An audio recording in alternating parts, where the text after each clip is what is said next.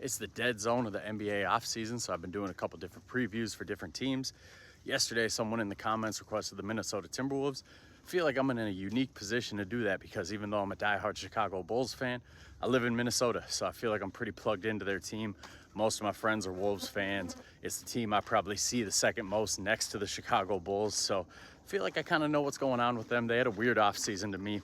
They're betting on continuity, and coming out of that Western Conference Finals, I didn't really think that was a bet that they could afford to make because it's the second straight year you made the Western Conference Finals, but both of those years it was a surprise, and both of those years you kind of got spanked in the Western Conference Finals. So I thought they needed a shake up. As a Bulls fan, I was scared to death that they were going to trade Rudy Gobert for Coby White because they need another ball handler, and I'm really surprised we didn't see them explore the trade market of Rudy Gobert a little bit more. The Naz Reid contract is nice. He's a great player. He's an icon here in Minnesota. You can't go anywhere without seeing Naz Reid shit.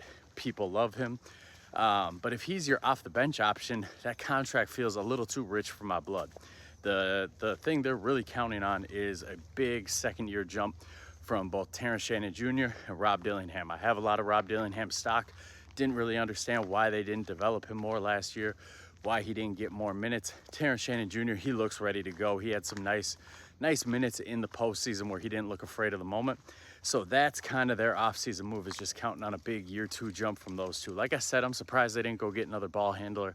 I thought they were going to get Lonzo Ball at the very least, but they must really believe in Dillingham to not make any other moves. So we'll see, man. The Julius Randle contract, that's nice. We'll see if he can sustain what we saw late in the season and in the first two rounds of the playoffs. We'll see if he can sustain that in the regular season this year. I know a lot of Wolves fans, they're counting on a little bit more from Jaden McDaniels.